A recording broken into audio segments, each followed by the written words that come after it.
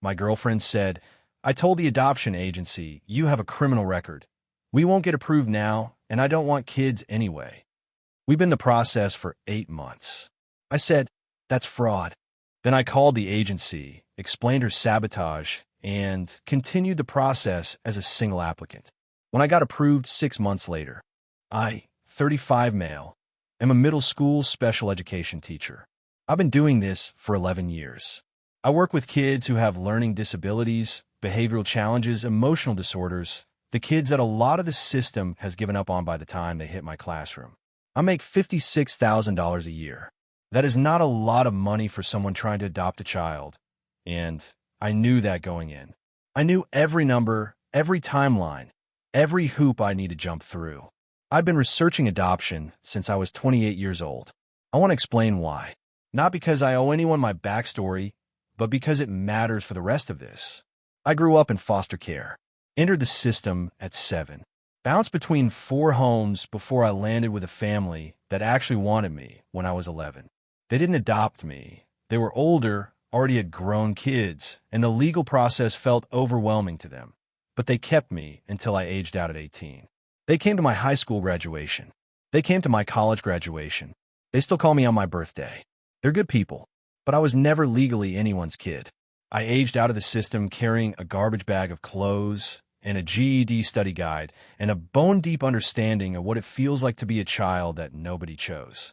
That's why I teach the kids I teach, and that's why I wanted to adopt. My girlfriend and I had been together for 2.5 years when we started the adoption process.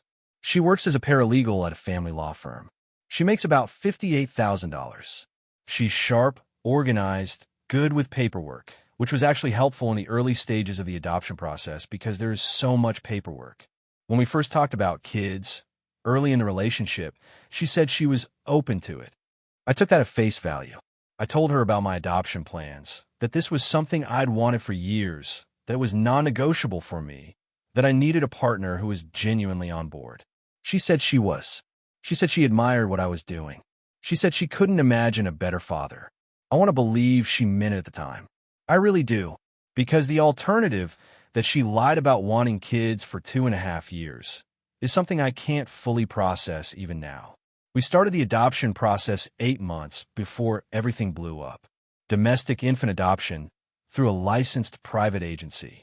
I was the primary applicant with her listed as my partner and co-parent. We did the home study together. We did the interviews together. We completed the training hours together, about 30 hours total of parenting education, attachment theory, trauma-informed care. We filled out the financial disclosures, the health assessments, the personal references. I gave my fingerprints for the background check. She gave hers. The process is slow. The agency told us up front. Once approved, the wait for a match could be anywhere from 6 months to 2 years. But the approval process itself takes about 4 to 6 months. We were right on track. Then, 8 months in, 3 weeks before our approval decision was expected, she told me what she'd done. It was a Tuesday evening. She'd been distant for a couple of weeks, quieter than usual, spending more time on her phone, less interested in talking about the adoption stuff. I noticed, but attributed it to stress. The process, stressful. I wasn't going to push. She sat down across from me at the kitchen table. I was grading papers and said, "I need to tell you something and you're going to be upset." I put my pen down. I said, "Okay." I called the agency last week. I told them you have a criminal record. I stared at her. I don't have a criminal record. I know. Then why would you tell them that? Because I don't want to do this anymore. I don't want kids. I've never really wanted kids. I thought I could get on board with it for you, but I can't, and the longer this process went on, the more trapped I felt. So I called them and told them there was information you'd withheld. I couldn't speak for about 30 seconds. She kept talking. I told them you had a misdemeanor assault charge from college that you didn't disclose on the application. I figured that would be enough to flag the file and stall things. That's fraud. You lied to a licensed agency to sabotage a legal process. It's not fraud, it's a phone call. I needed it to stop.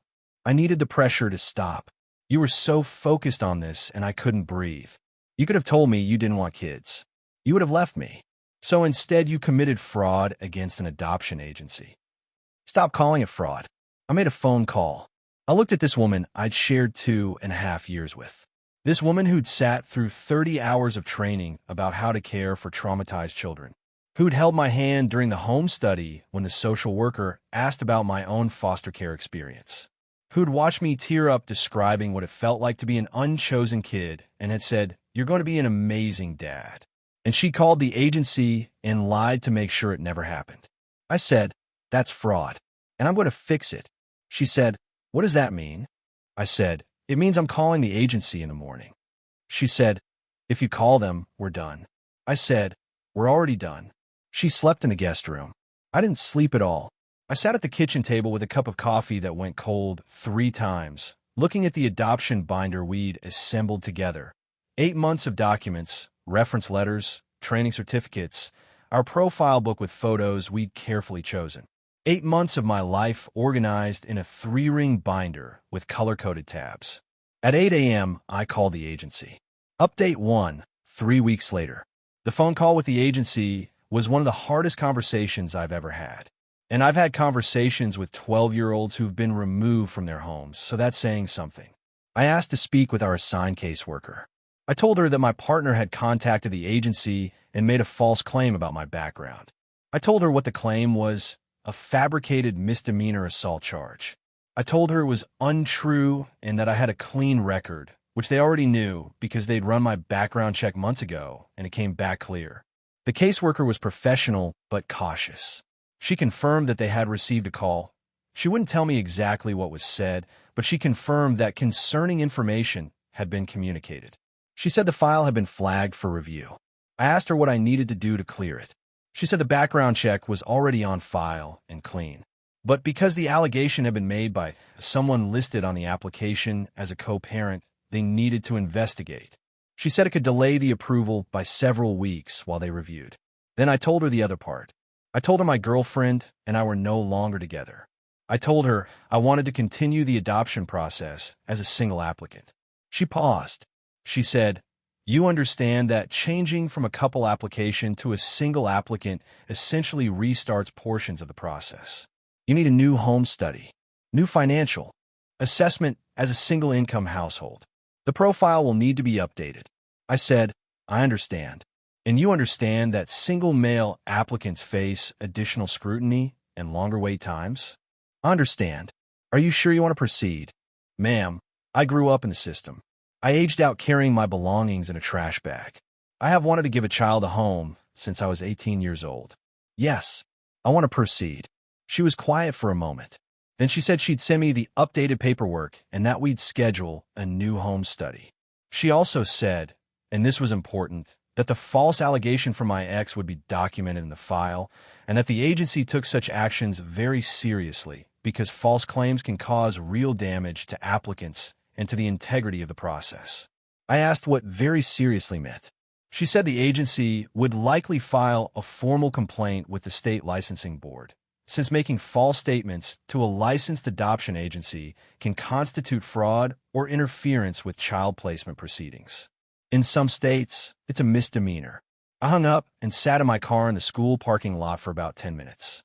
Then I went inside and taught 4 periods of 7th grade special ed like it was a normal Tuesday. It was not a normal Tuesday. My ex moved out of my apartment over the next few days. She'd been staying at her parents' house since the night I told her we were done. Her mom came with an SUV and they packed her stuff while I was at work. She left her key on the counter. She also left a note that said, "You're choosing a hypothetical child over a real relationship. I hope it's worth it." Hypothetical child. A child that doesn't exist, yet is hypothetical. A child sitting in foster care right now, waiting for someone to choose them, is hypothetical. I put the note in the recycling bin and I washed the counter. Now, the entitlement escalation. About a week after she moved out, I got a call from her mom. Her mom is a retired dental hygienist with strong opinions and a voice that could cut glass. She opened with, "I think you need to reconsider what you're doing." Which part? All of it. The adoption, the breakup, everything. My daughter made a mistake. She committed fraud against a licensed adoption agency. She made a phone call because she was overwhelmed and scared. She didn't file a false police report. She didn't forge documents. She picked up a phone and said something she shouldn't have. She told them I had a criminal record. I don't. That's a lie to a licensed agency during a legal process. You're blowing this out of proportion. She panicked. Women panic when they feel trapped. She wasn't trapped. She could have told me she didn't want kids at any point in the last 2.5 years. Her mom pivoted. And this adoption as a single man, do you know how that looks? Do you know what people will think? I don't care what people think. I care about giving a kid a home. A child needs a mother. A child needs someone who shows up. I'll be that person. Her mom called me naive and stubborn and hung up. I went back to grading papers. But it wasn't over, because 3 days after her mom's call, something happened that I absolutely did not anticipate. I got an email from the agency. My ex had called them again. This time, she hadn't made a false allegation about me.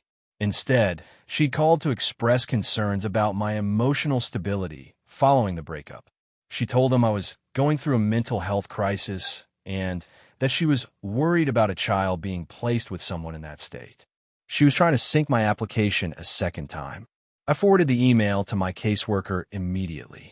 I also called a lawyer, a family law attorney I found through a coworker's recommendation. $250 consultation fee. I explained the situation. He said 2 things that mattered. First, the repeated false and misleading statements to a licensed agency could potentially support a restraining order or a cease and desist, depending on specifics. He recommended starting with a cease and desist letter, which he could draft for $400. Second, he said the agency itself might take action against her independently, especially with 2 documented instances of interference. He said agencies protect their process aggressively because their licensure depends on the integrity of their evaluations. I authorized the cease and desist. It was sent to my ex within 5 business days. The letter stated that any further contact with the adoption agency regarding my application would be considered harassment and interference with a legal process, and that further action, including a restraining order and potential civil litigation, would follow. That cost me $650 total, on a $56,000 salary. For a letter telling my ex-girlfriend to stop lying about me to the people deciding whether I get to be a father. I want you to sit with that for a second. $650 because someone who said she loved me decided that if she couldn't have me, she'd make sure no child could either. Update 2, 6 months later. I debated writing this update for a while. Not because the story isn't worth finishing. It is, but because the ending is heavy in a different way than the rest of it. It's not dramatic. There's no courtroom scene, no confrontation, no satisfying explosion. It's just life moving forward in the way life does when you refuse to stop pushing. After the cease and desist was sent, my ex stopped contacting the agency. Whether that was because of the letter or because her lawyer, the family law firm she works at, told her to knock it off, I don't know. The result was the same: silence. Finally, the agency moved forward with my application as a single male applicant. New home study, this time just me in my 2-bedroom apartment. The social worker came, evaluated the space, asked about my support system, asked about the breakup. I was honest about everything. I told her what my ex did. She already had it in the file. She asked me a question I'll never forget. What makes you think you can do this alone? I said, I was raised alone, not because nobody tried, but because the system is imperfect and some kids fall through. I fell through.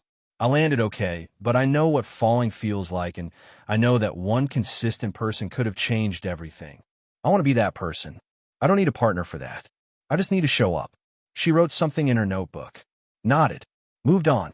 The new financial assessment was tough. Single income, $56,000, 2-bedroom apartment. Not ideal on paper, but I've been saving specifically for this. I had $18,000 in a dedicated adoption fund I'd been building for 3 years. My monthly budget was tight, but workable. I showed them the spreadsheet. They appreciated the spreadsheet. Turns out adoption caseworkers love a good spreadsheet. The process took about 4 more months after the restart. Background check, reconfirmed clean. References resubmitted. My foster parents, my principal, 2 colleagues, my best friend from college. The training hours from the couple's application carried over, thankfully. I got the approval call on a Thursday afternoon in March. I was in my classroom, after school, helping a kid with his reading comprehension homework. My phone buzzed. I saw the agency's number. I told the kid, "Give me 1 minute," and stepped into the hallway. The caseworker said, "Congratulations. Your application has been approved. You're officially in the waiting pool." I leaned against the hallway wall. A seventh grader walked past and said, "Mister, you okay?" And I said, "Yeah, buddy, I'm great." And my voice cracked, and the kid looked at me like I was insane and kept walking. Seventh graders have zero patience for adult emotions, which is honestly refreshing. I went back in the classroom. The kid with the reading homework looked up and said, "Can we finish this?" "I gotta go." I sat down and helped him finish. We worked on main idea versus supporting details. He got 3 out of 4 right. Normal Thursday. Now let me tell you what happened with my ex during those 6 months, because this is the part the story needs. The cease and desist did its job. She stopped contacting the agency. But about 2 months after the letter, the agency filed its own complaint. Remember how the caseworker said they take false statements very seriously? They weren't kidding. The agency reported my ex's actions, both the fabricated criminal record claim and the emotional stability call, to the state's adoption licensing board. The licensing board investigated. I know this because my lawyer received a notification as a courtesy since I was the affected applicant. The investigation confirmed that false statements have been made to a licensed agency during an active adoption proceeding. The board issued a formal finding against my ex. Here's what that means practically. Her name is now flagged in the state's adoption and foster care system. If she ever applies to adopt, foster, or serve as a court-appointed advocate for children in this state, that finding will appear. It doesn't prevent her from doing those things, but it triggers an automatic review. It's a permanent footnote on her record within that system. Additionally, and this is the part that actually had consequences she could feel, the licensing board forwarded their finding to the state bar's paralegal certification body. My ex is a certified paralegal. Her certification requires adherence to ethical standards, and making false statements in a legal proceeding, even a quasi-legal one like an adoption application, is an ethical violation. Her certification board opened a review. I don't know the outcome of that review as of right now. It's still pending. But my lawyer said the range of outcomes goes from a formal reprimand, which would be on her professional record, to suspension of her paralegal certification. If she lost her certification, she could still work in a law office. Certification isn't legally required in most states, but most family law firms require it, and the firm she works for almost certainly does. She might lose her job. Not because I went after her job. I didn't. I never contacted her employer. I never filed a complaint with the bar. The agency filed the complaint. The licensing board forwarded it. The dominoes fell because she knocked over the first one, and every institution between her and me did exactly what institutions are supposed to do when someone lies during a process designed to protect children. Her mom called me one more time about a month ago. Different tone than before. No lecture, no guilt trip. She said, "Did you know about the certification review?" I said, "I found out after it was filed. Can you stop it?" I didn't start it. The agency filed the complaint. I have no control over what the licensing board does. She could lose her career. She could have told me she didn't want kids. Silence. Then her mom said, very quietly, she should have. That's the closest anyone in her family came to acknowledging what she did. Her mom didn't apologize. She didn't say her daughter was wrong. She just said she should have. And then she hung up. And that was the last time anyone from that family contacted me. My ex, from what I know through the one mutual friend still loosely connected to both our lives, is still working at the firm. The certification review is still pending. She told people I weaponized the adoption system against her. She told people I reported her to the state when I didn't, the agency did. The story she tells, apparently, is that she expressed honest concerns and was punished for speaking up. She does not, in any version of her story, mention that she fabricated a criminal record. That part just doesn't exist in her narrative. Convenient how that works. I'm in the waiting pool now. My profile is active.